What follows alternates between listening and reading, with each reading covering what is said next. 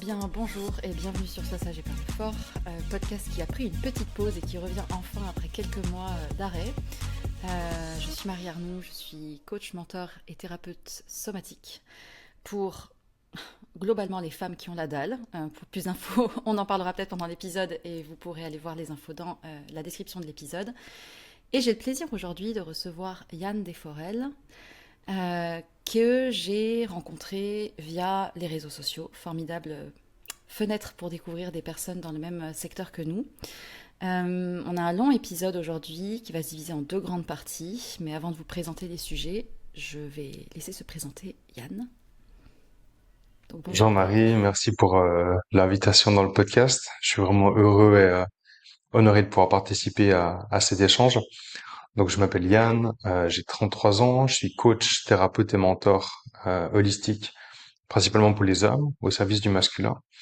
Ça fait maintenant 7 ans que je suis dans l'accompagnement, au départ plus sur la partie physique et somatique, et aujourd'hui, je travaille avec toute la dimension énergétique et chamanique. J'ai créé ma communauté d'hommes aussi cette année. Et j'œuvre avec ma compagne Alexia dans le concept La Voix du Cœur, où on accompagne les couples et les hommes et les femmes dans cette union sacrée. Euh, Mon intention aujourd'hui pour ce podcast, ça serait de partager qu'est-ce qui m'anime, de pouvoir aussi joindre nos deux médecines et de pouvoir apporter une perspective et un œil différent sur le quotidien que l'auditeur puisse avoir. Euh, alors du coup, moi ce qui m'avait appelé beaucoup sur ton profil, c'est la dimension justement qui va occuper la première partie de notre épisode, à savoir la dimension des psychédéliques, ou plutôt dans le jargon, les médecines sacrées. Donc pour ceux qui l'ignorent, ou pour ceux qui n'y connaissent pas grand-chose, il y a effectivement une émergence de l'intérêt pour les psychédéliques, à savoir des plantes ou des substances, plutôt globalement de manière d'origine naturelle, mais tu me confirmeras parce que c'est pas ma spécialité, et qui ont des vertus, qui auraient des vertus en tout cas sur la sphère émotionnelle, psychologique des personnes. Donc pour cette première partie, on a décidé de parler de ce sujet-là parce que c'est un sujet sensible. On va mettre des disclaimers, on va parler des dérives, de ton approche à toi, de ce que tu vois dans ce milieu-là, peut-être des plantes ou des choses que tu as expérimentées et que j'ai pu aussi, dont j'ai pu faire l'expérience aussi. Euh, Qu'est-ce que tu pourrais, par quoi tu pourrais commencer pour parler de ce sujet-là? Peut-être ta découverte autour de ça? Pour parler vraiment des plantes sacrées, ce qu'on entend par là, c'est que c'est des médecines qui sont utilisées par les peuples premiers depuis des générations et des générations, à la base pour recevoir les enseignements. Et aujourd'hui, ces plantes sont adaptées pour la guérison. Donc, on entend voilà beaucoup de choses autour des champignons hallucinogènes, autour de l'ayahuasca, autour du cactus, autour de différentes plantes, de différents psychotropes naturels. Où aujourd'hui, il y a certaines voies thérapeutiques qui travaillent avec certaines molécules comme le LSD ou la MDMA. C'est pas un sujet que je vais aborder car c'est pas ma voie de travail, donc je vais vraiment rester sur l'approche chamanique et comment les natifs l'utilisent. Je tiens juste à préciser que ce que je vais partager, c'est dans mon expérience personnelle, ce que j'ai pu observer chez moi, chez les personnes avec qui je travaille, et ce sont des plantes qui sont utilisées justement dans certains pays, en Amérique du Sud, en Amérique centrale principalement, et que voilà, il y a une législation en France et en Occident qui n'est pas la même que dans ces pays-là où c'est autorisé. Donc en aucun cas, je vais faire de la promotion ou promouvoir, je vais parler vraiment des bienfaits, qu'est-ce qu'apporte une médecine à part entière. Mon chemin, il a été après voilà mon adolescence, le début de la vie adulte où j'ai une période de fêtard où j'ai pu découvrir certaines choses dans ce milieu-là. Puis après où j'ai eu carrément un rejet, un rejet de tout ce qui me mettait dans des états de conscience modifiés pour redécouvrir en fait ces plantes sacrées à la source à travers des locaux, à travers différents chamans, à travers des personnes qui partagent vraiment ces sagesses depuis le cœur et qui aujourd'hui, si on voit ces médecines tellement se développer, se déployer dans le mode occidental et dans la vague New Age aussi, il y a une part car l'homme et la femme ont besoin de se reconnecter à la nature, car avant tout une plante, elle va nous chercher, elle va nous enseigner comment nous reconnecter à la nature et à notre nature profonde, et pour recréer ce lien entre nous, et dans ce but de réguler notre système nerveux. Pour moi, c'est vraiment l'essence première de recréer le lien Mm. entre les humains et de venir réguler le système nerveux. Car ce que j'ai pu observer à travers les différentes personnes et les chamans avec qui j'ai pu travailler en Amérique du Sud, c'est que là-bas, les gens ont un système nerveux qui est beaucoup plus régulés que le nôtre. Ils sont beaucoup Mm. moins stressés, il y a beaucoup moins de traumas qui sont engendrés et ils sont beaucoup plus présents dans le corps, dans ces chakras du bas. Alors qu'en Occident, on est constamment dans le mental, dans les chakras du haut et que 90% des gens aujourd'hui, voire plus, ont un système nerveux qui est complètement dérégulé. Ouais. Donc voilà pour moi vraiment la notion première qui puisse parler à tout le monde. Hyper intéressant. Et alors, c'est marrant que tu en parles quand même de cet aspect fête, tougher, parce que aujourd'hui, alors j'ai eu ma période aussi grosse fêtarde que j'ai découvert très tardivement quand j'avais 26-27 ans, après une très longue période de maladie, ou bref, longue période d'anorexie où je n'étais pas vraiment vivante. Et donc je suis tombée dans le bain de la fête, des soirées, etc. Et à Paris, en tout cas, euh, il est vrai que il est devenu malheureusement banal de voir beaucoup de drogues, beaucoup de substances, cocaïne et compagnie, dans les soirées. Et effectivement, moi, j'ai découvert à ce moment-là certaines substances, notamment la MDMA, la MDMA pendant les soirées. Et encore une fois, disclaimer, ce n'est pas une invitation à en consommer, mais c'est vrai que ça fait atteindre des états de conscience modifiés qui, je pense, sont en fait des choses que l'on a naturellement en nous et qui nous permettent de momentanément retirer nos masques, retirer nos protections. Et je pense que pour certaines personnes, ils viennent y chercher aussi une connexion qu'ils ont peut-être du mal à trouver de manière en temps normal. Et ensuite, pareil, j'ai eu un moment rejet où, enfin, vraiment, ça m'a dégoûté, ça m'a écœuré. Donc maintenant, je peux faire la fête sans rien, il n'y a pas de souci. Mais je me suis intéressée aussi aux psychédéliques et aux plantes sacrées, en sachant qu'en France, encore une fois, on est assez limité sur cet accès-là parce que bah, c'est illégal et que c'est pas les pays d'origine. Néanmoins, j'ai eu une première expérience ici en France avec un mélange de champignons et d'autres choses. Et ensuite, j'ai eu une expérience un peu plus intense, dont on parlera peut-être, au Mexique. C'est aussi intéressant ce que tu évoques sur le système nerveux des gens là-bas, parce que pour avoir été au Mexique, du coup, il est vrai que les gens sont... Alors, ils ont aussi leurs problèmes. Il y a une part de modernité dans certaines zones où, bon, ils ont une vie, on va dire, occidentalisée sous certains aspects. Mais ils ont une espèce d'ancrage, d'ouverture et de conscience qui est beaucoup plus grande qu'en France. Et quand je suis revenue en France, c'était quand même assez choquant de voir le décalage. Après, je sais pas s'il y a que le côté médecine sacrée qui joue là-dedans ou si c'est plus une manière d'être et une manière de vivre plus générale. Je trouve ça intéressant que tu évoques ça. Euh, et à quel moment, toi, tu as commencé à travailler avec ces plantes? Est-ce que tu as commencé par en prendre? Est-ce que ensuite Enfin, comment tu t'es formé un peu à ça? Comment tu t'y es intéressé? Après avoir eu des années où j'étais entrepreneur, j'avais mon entreprise, je faisais du bodybuilding à haut niveau, des compétitions. J'étais dans cette quête de performance, plus. Mhm. Euh, c'est suite à une rupture amoureuse que j'ai eu ce qu'on peut appeler mon éveil, ou cette prise de conscience de revenir dans le corps et revenir dans quelque chose de plus précieux qu'à la perception de la réalité que j'avais. Et les plantes sont toujours venues me chercher. J'aime bien dire qu'une plante maîtresse, on va jamais la chercher, c'est elle qui vient à travers les rêves, à travers une opportunité, à travers des discussions. C'est toujours l'esprit de la plante qui va venir recréer le lien avec nous, avec notre esprit, avant qu'il y ait ce date, cette rencontre qui se fait vraiment dans la matière. Moi, ça commence en douceur. Disons que dans le monde chamanique, j'ai découvert d'abord la médecine du cacao, puis la médecine du tabac, qui sont vraiment deux médecines qui ramènent vraiment dans le corps. Et suite à ça, j'ai eu une première découverte, une opportunité de rencontrer l'ayahuasca à la source, avec quelqu'un qui travaillait justement avec ces traditions indigènes brésiliennes. Ça faisait une dizaine d'années que j'étais appelé pour rencontrer une fois la médecine, mais j'étais pas prêt dû à la préparation alimentaire que ça demande, la manière de changer mes habitudes. Et je sentais que c'était pas encore le moment. Et au moment où je l'ai rencontré, ça a été vraiment, j'avais une intention précise. Car c'est clair que c'est pas juste du folklore spirituel, c'est pas juste du tourisme pour vivre une expérience fun et à atteindre un état de conscience modifié, c'est vraiment avec une intention. Qu'est-ce que je souhaite guérir? Qu'est-ce que je souhaite pouvoir observer et toucher à l'intérieur de moi que j'ai pas l'opportunité de toucher dans mon champ de conscience au quotidien, dû à tout le stress que j'ai, dû à la routine, dû à la perception de la réalité que j'ai.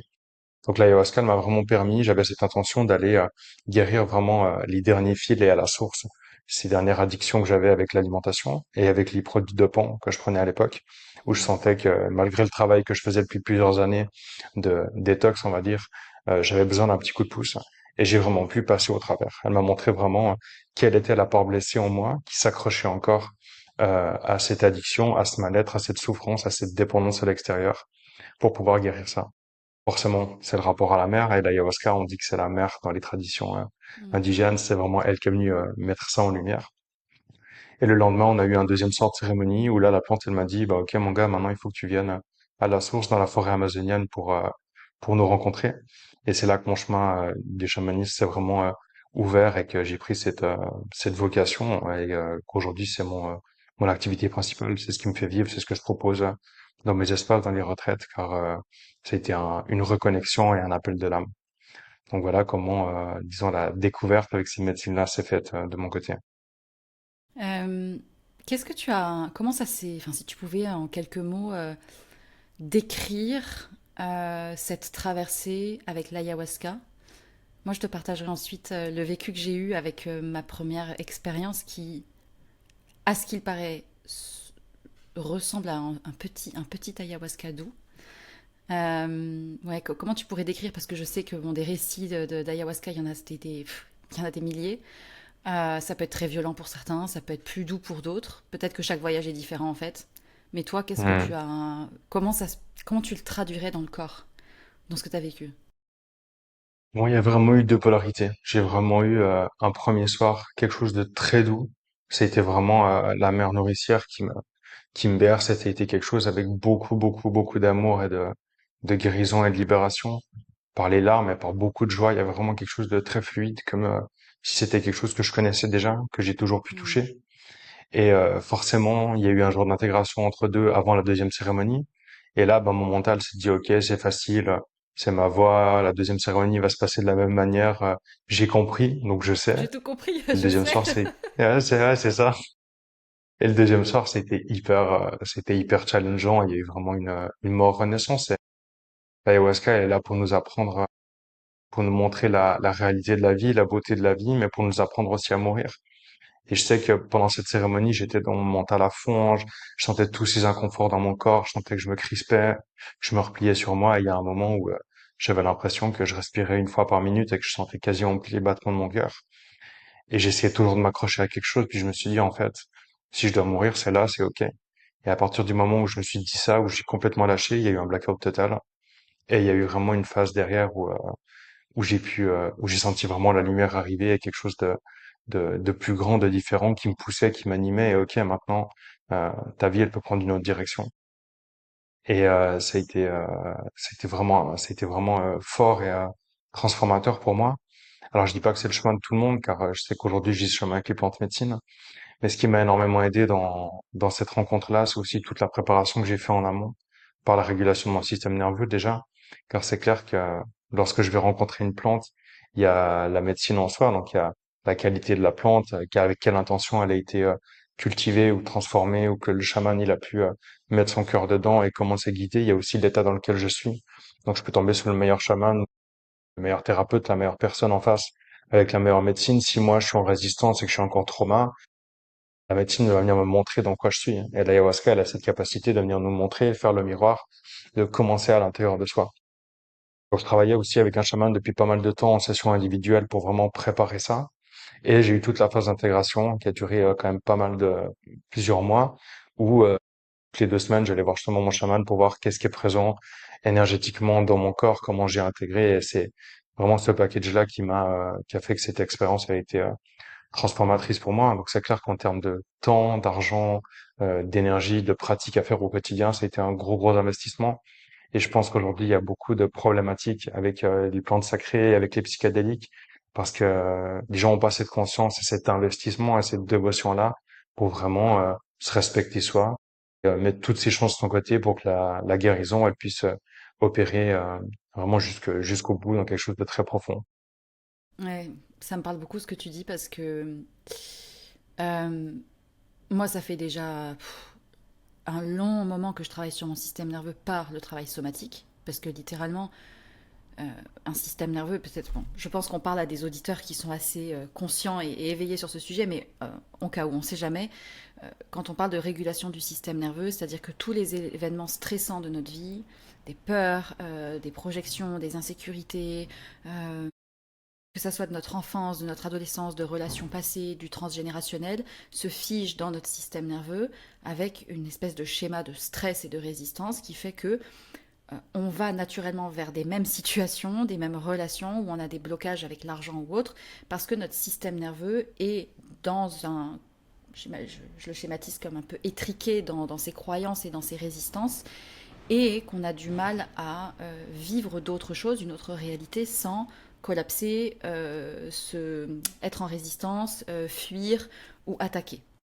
En très bref. Et donc, quand on essaye, ou en tout cas quand on utilise ces plantes-là, littéralement notre système nerveux est propulsé en dehors de sa zone de sécurité. Donc si déjà on n'a jamais travaillé ou qu'on y va en mode tourisme spirituel pour le folklore comme tu dis, ça peut être assez violent. Et pour avoir quand même travaillé beaucoup sur mon système nerveux avant de faire ma rencontre avec un premier voyage, euh, ça me parle beaucoup ce que tu décris de l'ayahuasca. Alors moi, c'était un mélange de... Enfin, c'était une infusion de certaines graines Imao, qu'on appelle, qui ont une action sur certains rétrocapteurs, enfin, neurotransmetteurs, et ensuite associé avec une dose de truffe, qui contient donc de la psilocybine. Et j'étais pas seule, j'avais préparé mon corps du mieux que j'avais pu, c'est-à-dire que bon, j'ai un mode de vie assez sain de base, mais j'avais pas mangé de viande, pas bu d'alcool et de café depuis 48 heures.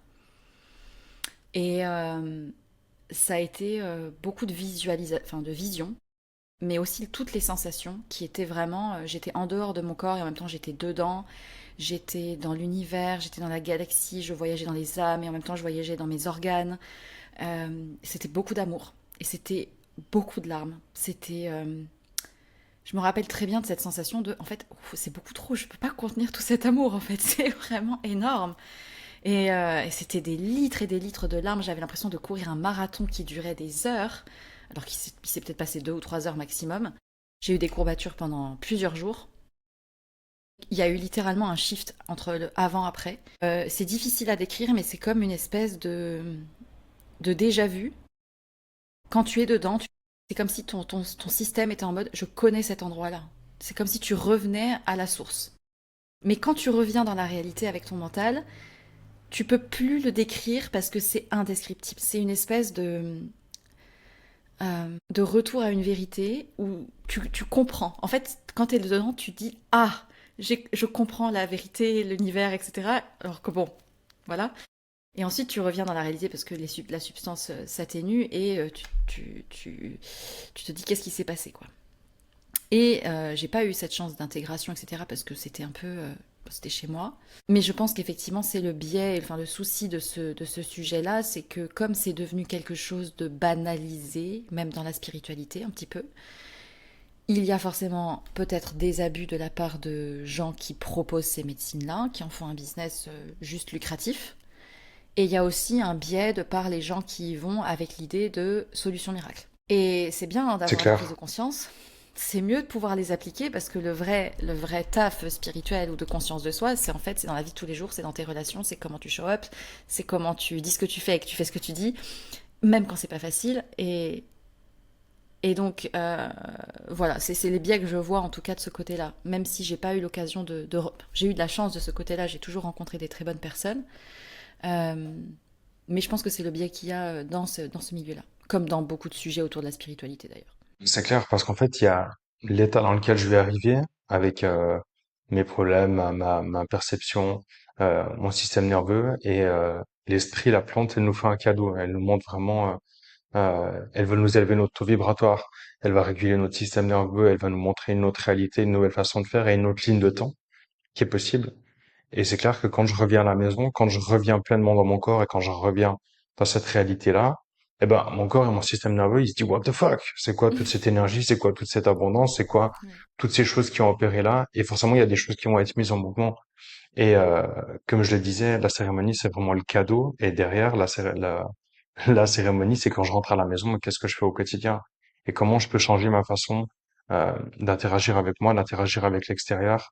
Et que cette lumière que j'ai pu toucher, comment je peux déjà accepter de la recevoir vraiment dans mon corps et comment je peux la diffuser autour, car l'intérêt de la plante, c'est ça en fait, c'est qu'elle nous apporte quelque chose pour qu'on puisse le diffuser plus loin. Et tu parlais des dérives qu'il y a là-dedans. Et c'est quelque chose qui est très présent. Et on voit beaucoup justement d'abus de pouvoir là-dedans en fait, parce que la personne qui va voilà, rencontrer la médecine, qui va recevoir, elle est dans un tel état de vulnérabilité, et souvent dans un tel état de confiance, et que beaucoup, voilà, il y a des gens qui transmettent la médecine, même des chamans, même des hommes médecine qui ont un grand pouvoir, qui vont abuser de ça en fait pour leur intérêt, qui vont vouloir forcer ou pousser quelque chose. Et on le voit avec les plantes, on le voit avec plein de choses, hein, on le voit avec des breathwork où on va chercher à pousser des catharsis, on le voit dans des activations Kundalini où Mm. tu as des gens qui vont constamment pousser pour déclencher quelque chose. Je vais pas aborder ce sujet car sinon ça va prendre 3 heures non plus. Mm. Ouais, j'en avais Mais parlé dans un précédent épisode, ouais. ce sujet, c'est... Ouais. Ouais, ouais, carrément. Donc voilà, en fait, le facilitateur, il est juste là pour être au service et faciliter la rencontre entre la plante et la personne. Et c'est pour ça que c'est toujours hyper important de ressentir est-ce que vraiment je me sens en confiance, est-ce que je sens que c'est juste et c'est aligné ce qui est là, et est-ce que je suis vraiment dans ma souveraineté ou est-ce que je suis juste un mouton qui suit et qui amène pas la conscience là-dessus. Et il y a beaucoup de dérives là-dessus et ça peut créer des traumas. C'est clair que quand on ouvre une telle état de conscience modifié et qu'il y a un abus de pouvoir ou que l'espace est mal tenu, ça peut créer un trauma. Et je parle même pas des abus sexuels qu'il y a des facilitateurs sur des participantes, car c'est quelque chose qui est hyper fréquent et que souvent ça arrive à des femmes qui ont déjà subi des abus sexuels dans le passé. Donc c'est important toujours de ressentir aussi avec quoi je vais et comment je me sens dans cet espace-là, sans forcer. Mm. Et toi, quand tu facilites ces espaces-là, du coup, vu que ça t'arrive dans certaines de tes retraites, quelles sont les attentes que tu vois en général chez les personnes qui viennent à toi? Donc ça peut être des hommes, a priori, principalement. Qu'est-ce que tu le... Comment dire? En général, ces hommes-là, par exemple, viennent pour quelles problématiques vers toi?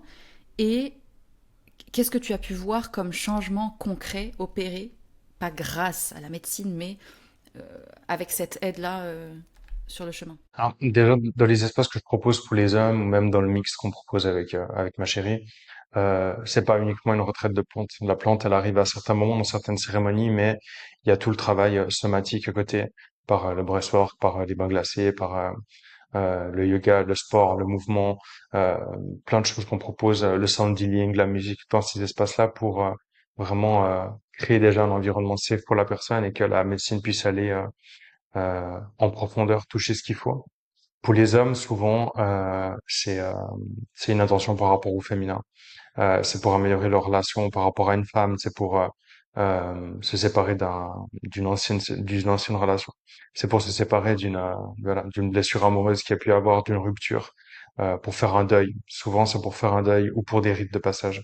C'est souvent ce qui est présent chez les hommes avec qui je travaille. Il y a souvent un rite de passage, de passer d'une réalité à une autre, accepter de lâcher aussi par rapport à voilà un ancêtre qui est décédé, d'ouvrir un chemin spirituel aussi. Il y a vraiment cette notion de passerelle. Et c'est comme ça que je l'apporte vraiment dans ce chemin pour les hommes et que tout ce qu'on va faire autour dans l'immersion, euh, ça permet justement aussi pour l'intégration. Que si j'arrive juste dans un espace et que je prends ma médecine et que le lendemain je rentre chez moi, ben en fait, pour moi il y a quelque chose qui est manquant et il n'y a pas cette approche qui est holistique. Mm. Et dans le mixte, dans ce qu'on partage plus avec la il y a vraiment une notion d'amour de soi. Il y a vraiment une notion de se reconnecter à l'union, à se reconnecter à ses parts masculines et féminines. Avec les différentes médecines qu'on travaille, on apporte toujours cette union des polarités pour revenir toucher le, sa polarité, son union intérieure. Et une des intentions premières qu'on a dans ces espaces, c'est de pouvoir apporter les clés pour que la personne puisse se guérir soi-même et toucher ces espaces de guérison elle-même sans que la médecine ça soit une finalité, mais ce soit juste un guide qui aide qui montre le chemin et qui apporte les outils nécessaires pour soi-même en fait être souverain. C'est intéressant ce que tu dis sur avec quoi viennent les personnes pour travailler avec toi, parce que tu parles finalement, au final, on revient toujours à la même chose, c'est l'amour de soi. Parce que s'il y a l'amour de soi, il y a l'amour de l'autre. Et bon, moi, je suis plutôt branchée partie tantra, parce que c'est plus ma spécialité, mais même dans le tantra, on dit tout mène à l'amour. Tout. Hmm. C'est-à-dire que si même les relations qui n'ont pas été faciles, même les choses difficiles, les effets miroirs, les blocages dans la vie, les moments un peu de doute, c'est toujours tout mène à l'amour. Et en tout cas, moi, ce que m'avait montré ce premier voyage, c'était vraiment cette notion d'amour au sens de le ressentir dans mon corps que j'ai le droit de recevoir tout ça et que j'ai pas à me battre Hmm. pour. Et c'était en fait, c'était d'une violence extrêmement forte parce qu'il y avait tout mon système qui comprenait pas en fait cette chose-là. Et là, c'était vraiment de le vivre. En fait, tu n'as rien à faire, juste reçois. Donc, c'est toujours une question d'amour, déjà, tout. Et je pense que vraiment, de plus en plus que j'avance dans ce sujet-là, je me rends compte que euh, tout le but de la vie, entre guillemets, c'est de se rappeler ce qu'on a oublié tout au long du chemin.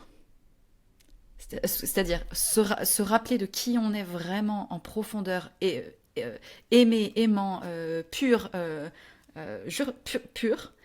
Et le but du jeu, c'est le plus possible au long de la vie d'enlever le bullshit qu'on se porte, qu'on a intégré, etc. et qui pèse, qui nous fait avoir des addictions, qui nous fait ne pas exprimer ce qu'on pense, qui nous fait tromper, ou que sais-je en fait. Donc intéressant que même les hommes, en tout cas je suis contente d'entendre que les hommes qui viennent à toi viennent aussi avec ça, et je pense qu'il y a une vraie... il y a un éveil qui est en train de se faire même au niveau collectif, même chez les hommes, quand bien même il y en a qui disent le contraire. Moi, je pense qu'il y a un vrai mouvement qui est en train de se faire.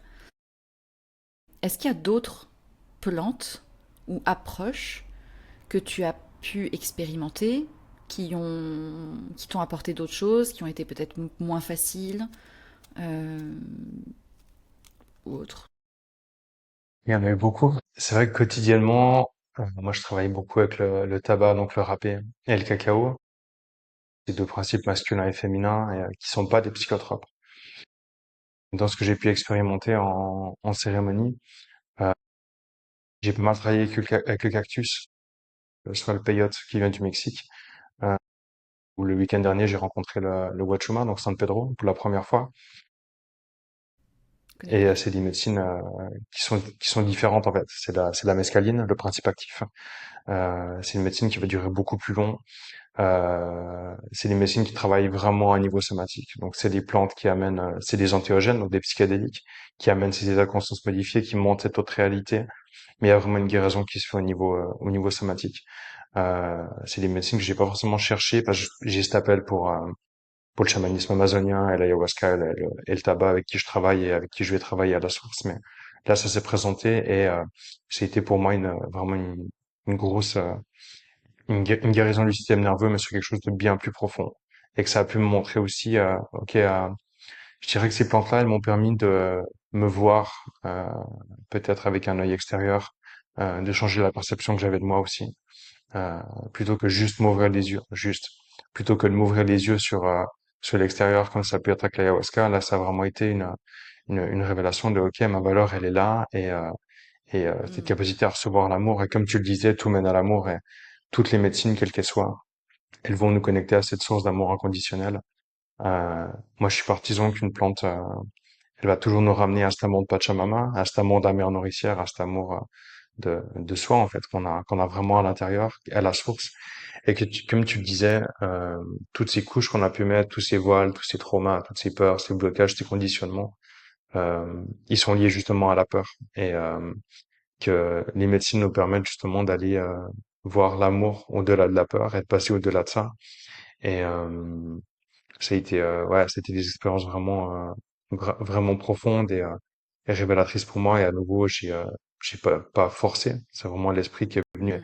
l'opportunité qui est venue se présenter avec des guérisseurs qui étaient renommés il y a eu une expérience avec le bouffon, donc avec le crapaud, euh, où là ça a été quelque chose comment dire, de différent. Toutes les médecines sont différentes, mais ça a été pour moi une reconnexion vraiment à la source, une déconnexion complète du corps, des perceptions de la réalité que j'ai pu avoir là, de tous ces filtres, ces blocages que j'ai pu avoir, et un retour vraiment à l'essence.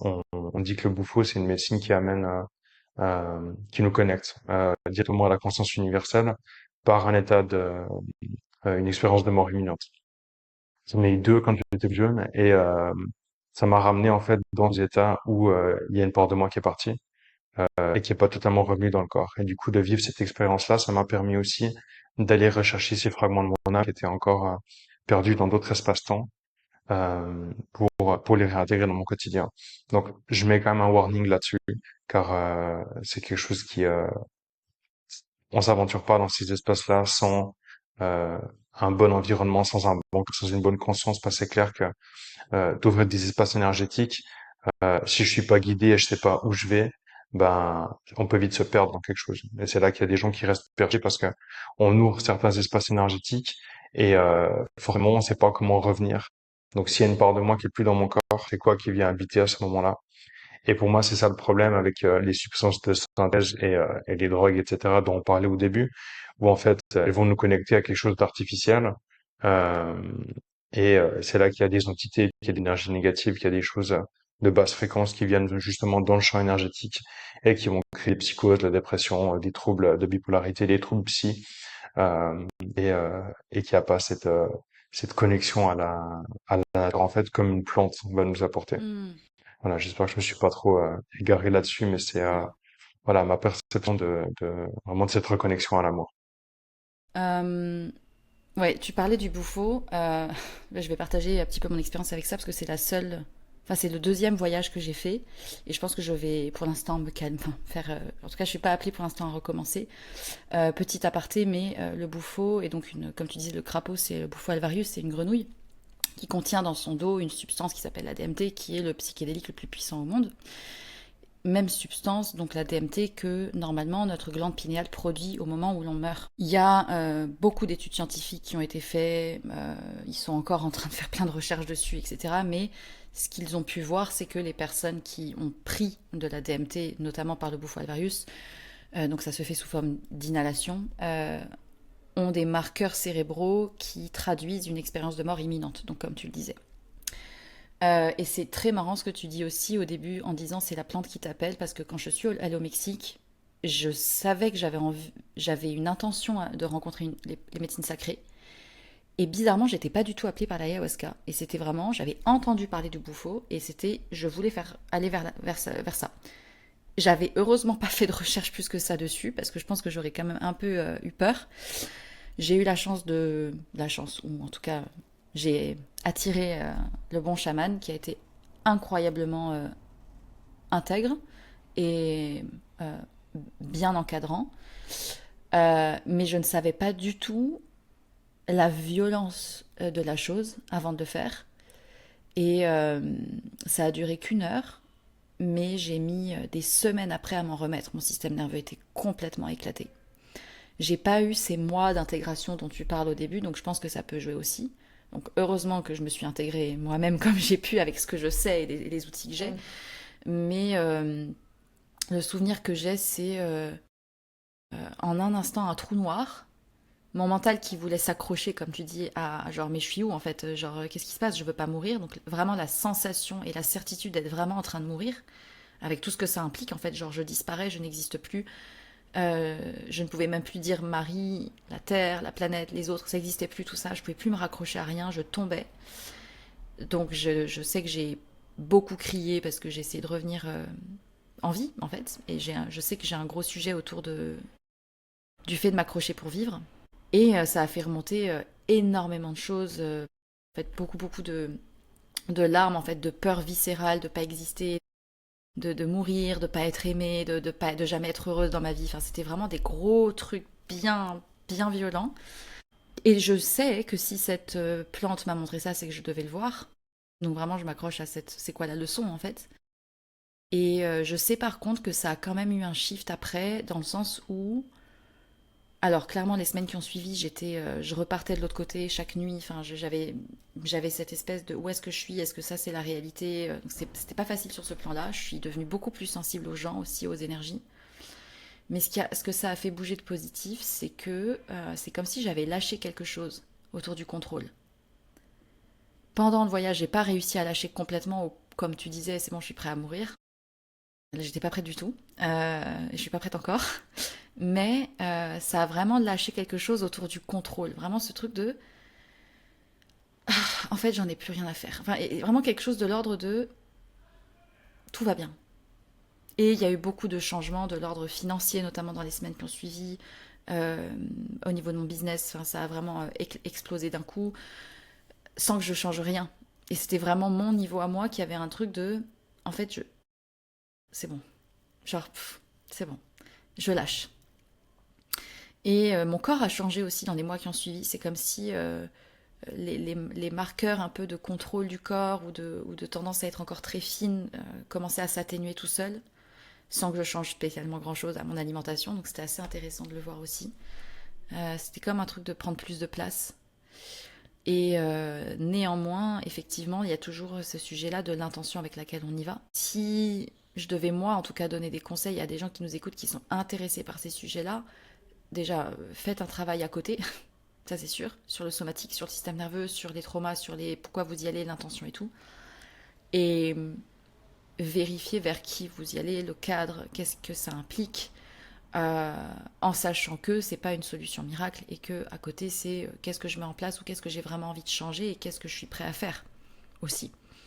Euh, voilà pour mon expérience. Est-ce que tu vois d'autres choses à évoquer sur ce sujet-là? Ouais, moi je dirais être conscient que peut-être je vais rien recevoir, ou du moins je vais avoir l'impression de rien recevoir, donc de pas arriver avec une attente. Être conscient que je peux tout perdre aussi. C'est clair que si je viens avec des objectifs, avec des intentions particulières, d'atteindre quelque chose, de vraiment guérir un trauma à la source, bah en fait, ça va demander aussi euh, complètement changer de réalité et de laisser mourir aussi une ancienne partie de soi, une ancienne part de soi. C'est important d'être vraiment conscient de ce que je veux vraiment et du poids de l'intention et du poids des mots. Il y a une autre chose que je voulais rajouter. Ouais, en fait, c'est pas un cheat code d'une médecine, ça va être un accélérateur. Donc, tout le chemin d'éveil, on- il fonctionne très bien sans médecine. Et le chemin d'éveil avec les médecines, il fonctionne très bien, mais c'est nécessaire de faire ce travail sans médecine à côté. Si je crée pas de récepteur, si je vais pas faire une pratique, si je fais pas du yoga, si je fais pas, voilà, t'as parlé du tantra, moi j'ai fait beaucoup de tantra aussi au début de mon chemin avec la médecine. Si je crée juste pas la capacité à recevoir aussi euh, ces changements et l'esprit de la plante, euh, je peux pas et ça va créer un décalage. Donc soit je vais rien ressentir. Il y a des gens qui m'ont dit, moi j'ai jamais ressenti avec l'ayahuasca, ou ça peut être ultra violent avec des traumas dessus. Et du coup pour l'interaction la même chose. Il y a vraiment ces deux voies qui sont nécessaires quand on travaille vraiment avec les plantes. Il y a un ouvrage de Stéphane Schilliger, La sagesse synthétique, qui est hyper intéressant, où il parle justement du chemin avec les plantes, et du chemin sans les plantes, qui est qui peut être vraiment une lecture intéressante là-dessus. Euh, et à nouveau, je dirais de rien forcer. Et peut-être une chose que j'aimerais rajouter, euh, c'est en lien avec la préparation aussi alimentaire, auto-vibratoire dans lequel je suis. C'est clair que quand je vais me préparer pour rencontrer une médecine et que j'ai l'esprit de la plante qui va venir aussi dans mon champ énergétique, donc c'est comme si j'ai cet esprit qui est en moi maintenant, que mon taux vibratoire il est beaucoup plus haut.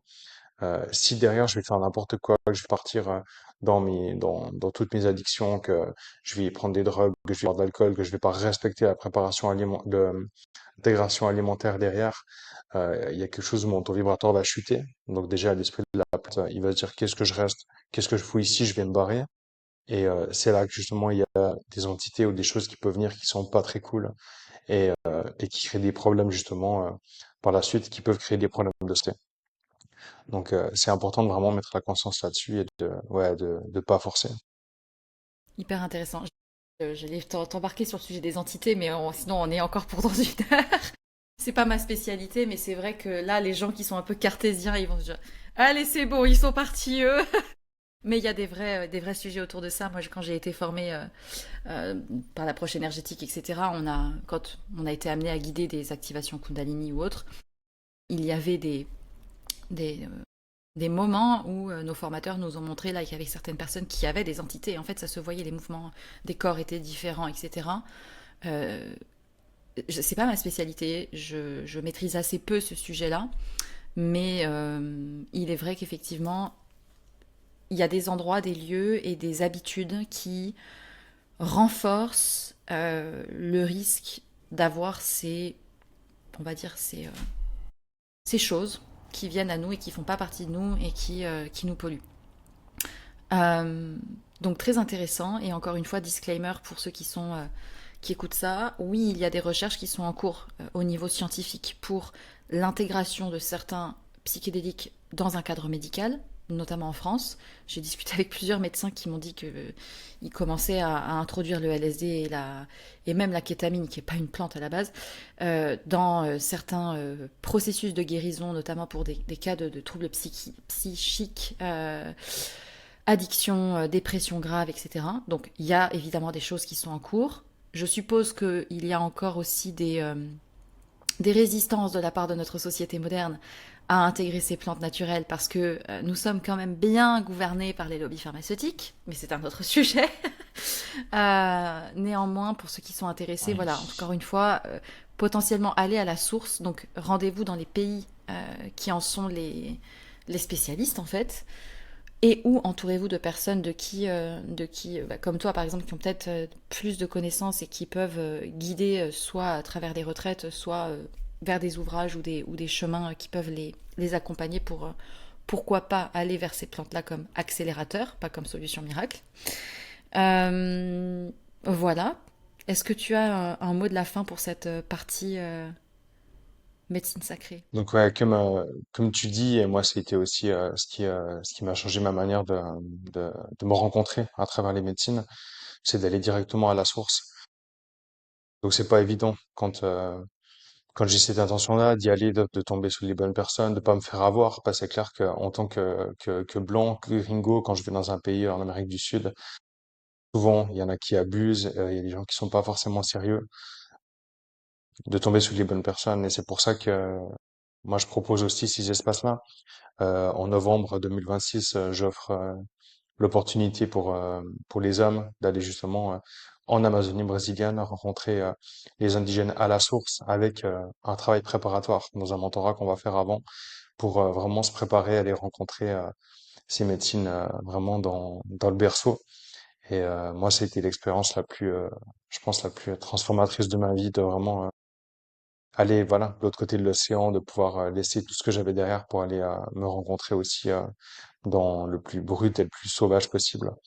Il y a des gens qui proposent des immersions aussi, donc ça peut être intéressant, voilà, de déjà peut-être rencontrer sur nos terres, chez nous, ou des fois il y a des indigènes qui viennent et qui sont facilités avec certaines personnes pour rencontrer ces médecines-là, ou si vous avez un facilitateur avec qui il y a un feeling et il y a un souhait d'approfondir le travail. Moi, j'ai pas mal de gens qui viennent me voir pour travailler avec moi avec les médecines parce qu'ils sont en confiance, parce qu'ils voient qu'il y a un background derrière et que je vais rien forcer et que je suis dans le respect de la personne en face.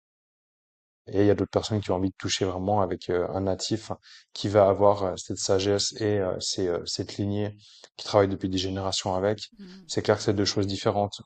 Ou peut-être qu'avec un indigène, il va pas y avoir quelque chose d'adapté à l'homme occidental et au système nerveux des gens en Occident. Et c'est peut-être une parenthèse que je veux faire, où la manière d'approcher les médecines, de transmettre la médecine, elle va pas être pareille pour un natif que pour quelqu'un chez nous qui a justement ce système nerveux dérégulé, où ça demande une adaptation et un soin qui soit différent. Mm. Donc voilà un peu pour ce que je pourrais proposer, ma façon de voir et ce que je conseille aujourd'hui. Très clair. Très clair, très clair. Merci pour cette première partie. On vous retrouve dans une deuxième partie pour approfondir le sujet du masculin et du féminin et notamment de l'entrepreneuriat. Merci pour votre écoute et à très vite.